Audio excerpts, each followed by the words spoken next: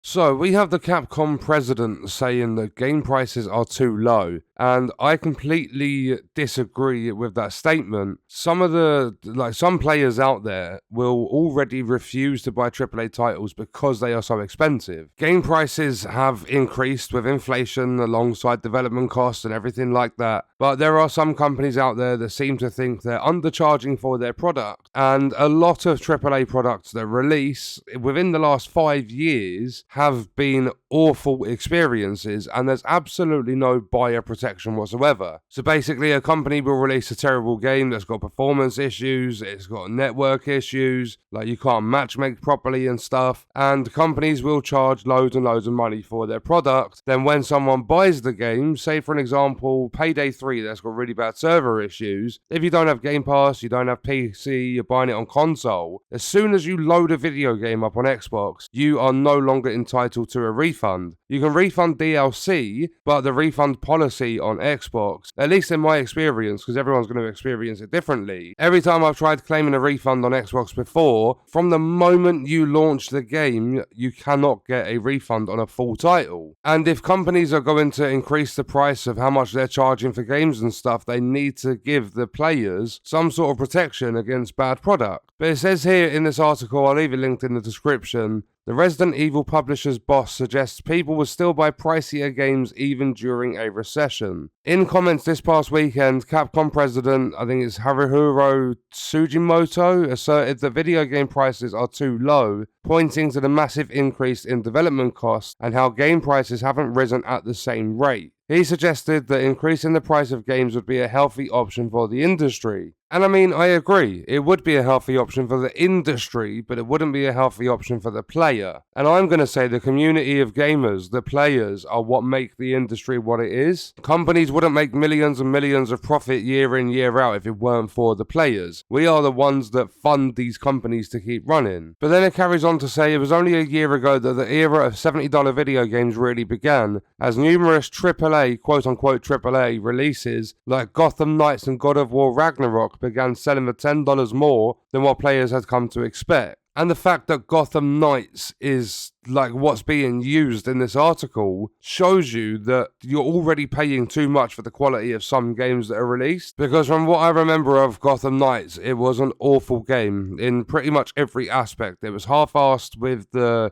story, the character progression and things like that. There were a lot of features missing from a game of that style. I believe it was locked to 30 FPS when it first launched. And paying $70, £70 for a game already is quite a bit of money. So if they're going to bump up the prices, because like Ultimate Editions of games are like £100. So if they're going to bump the prices up and start charging £80, £90, they need to make sure the quality's there, or a lot more players will not buy the games. The companies are already not trusted. A lot of companies players do not trust. Some people will never buy from Ubisoft, some will never buy from EA. A lot of people will never buy from Activision. And if you look at Call of Duty, Modern Warfare 3 that's coming out this year is literally just Modern Warfare from 2009, Modern Warfare 2, because they've just bundled all the maps from that game into Modern Warfare 3. They basically haven't developed anything for it. And it says here, now in 2023, around half of the AAA games from large publishers have adopted the new $70 price point. Yet Capcom is one of the few publishers that has abstained from raising prices so far. It's continued to sell new games like Street Fighter 6 at $60 instead of $70, but that might be changing. But I mean, Capcom have had a good run with their games from what I've seen. So if they're going to keep releasing quality games, they have the right to increase the prices. But a company like EA that are releasing the same football game year in, year out, regardless of changing the name of it, they don't have the right to increase the prices. It's not fair on the player. And I will say, if there are any of you that are looking to get games and get them a lot cheaper, there is a link in the description. It's an affiliate link, so I'll make commission off it. It'll take you through the CD keys and you can get games a lot cheaper than what these companies charge for them. So even if there's a game that you want to try but you don't want to pay full price for it, if you're on PC or Xbox, because they don't do too much PlayStation stuff, use the link in the description, head over to CD keys, save yourself some money and support the channel at the same time. And it carries on to say that according to a September report Sugimoto spoke at the Tokyo Game Show event about various topics. While speaking at the event, the president of Capcom reportedly explained that he felt the price of video games was too low. Development costs are about 100 times. See, but it doesn't matter how much it's costing to develop games. You've got to make a good product for it to sell. And if you're spending loads and loads of money on development, then find where you can cut. There are lots of fantastic games out there that are developed by 4 or 5 people. So if you've overbuilt your company, that's a you problem. That's not something gamers should pay for. But apparently development costs are about 100 times higher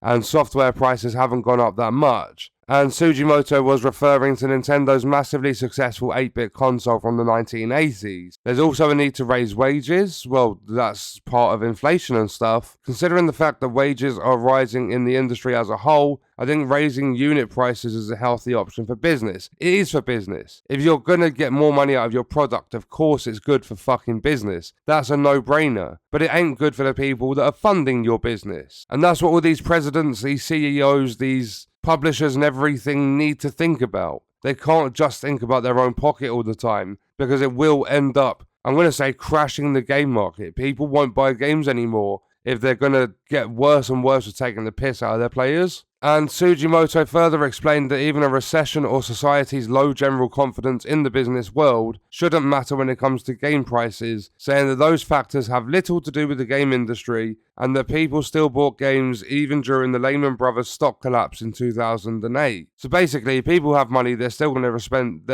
spend it regardless, which shows that people don't give a shit about their money. They don't vote with their wallet. They look at a game, they see a trailer, they get hyped, they go and buy it day one. They find out it's got a ton of problems and there's nothing they can do because they've already parted with their money. It's been happening for years and years already. Quality products deserve support. I would agree with increasing the price of quality products, but you have to guarantee that quality. When it comes to games like Payday 3, they had big editions of the game that were costing, even though it's on Game Pass and it's quite a cheap game to buy the standard edition, I think the biggest edition is like £70 or £80 or something. And yeah, it's been like a week or so and the servers still don't work properly. And it happened with Outriders as well. £60 game. Players couldn't get on for 4 days. If you can guarantee the quality or some sort of buyer protection, like some sort of standard within the industry, then go for it. And Sugimoto also says just because there's a recession doesn't mean you won't go to the movie theatre or go to your favourite artist's concert. High quality games will continue to sell.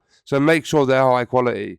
And that doesn't mean all the graphics and things like that they put into games. Make sure that it's actually a quality game with a fun experience, enjoyable and not completely broken. And it carries on to say video game prices will likely go up even if gamers don't like it, but that's where people should be fighting against it. Games are getting bigger, they're more complex than ever before, and that means that it requires more people, time and resources to create. It doesn't require more people at all. There's been some fantastic games that have released with a small amount of developers. But this article just carries on talking about even many smaller games are still vastly bigger and more complex than any game released in the 80s and 90s. Well, no shit, technology's improved. That's just a standard within the industry. The tech gets better, the quality of the game in terms of how complex and stuff it is, that's just going to become harder and harder to develop. It will probably eventually require more people. If you're making a gigantic game, something like Elden Ring, it's going to take a lot of people to make it.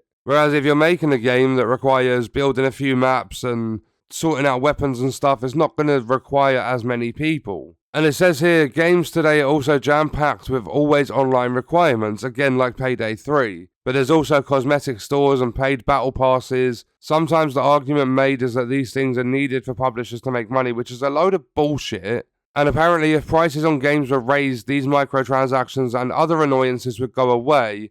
But no, it does say, however, looking at how many $70 games still contain all of that stuff in 2023, I'm not so sure about that, and rightfully so. They're not going to go away. If they release, say they start releasing games for £100 for the standard edition, or $120 or something like that, they're not going to stop putting all these passes in because people are stupid enough to buy them. And I think a lot of games are starting to make, what would you call it? Like an enhanced version of their battle pass. Like you get a standard battle pass for a tenner every 3 months or whatever, or you can get this big boy package or something like that that's got different tiers available and stuff, and it's like 30 quid to get yourself involved. And to wrap the article up, it says, regardless, the industry can't sustain this pace forever. As games get bigger and bigger, failures become riskier, and trying something new becomes more unlikely. Something has to change, and given the choice, publishers will probably increase the price you pay for big games like the next Halo or Grand Theft Auto in the coming years,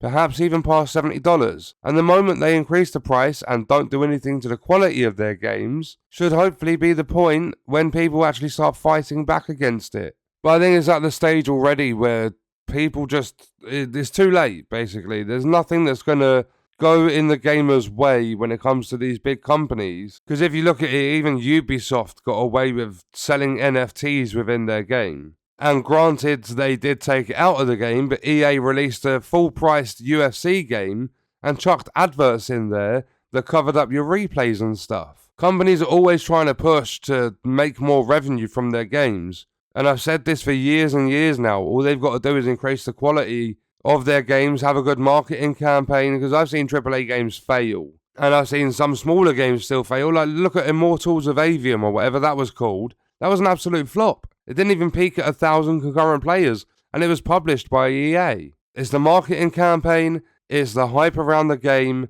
That's what's going to build your game in terms of how many potential players there are. But then it's the quality of the game that will keep people around, pushing it out through word of mouth to other players, and that's what will keep your business booming. You don't need to increase the prices, you need to increase the quality. If you can guarantee more quality from games that you're selling, you can guarantee more players are going to be interested. And on that note, we are going to leave the video there. If you enjoyed it, leaving a like is appreciated. If you wish to support me further as a creator, there are links in the description. Let me know your thoughts about the video in the comments. And if you want to watch more, you can click the video on screen. All support on the channel is greatly appreciated, and I hope you enjoyed it. Thank you for watching.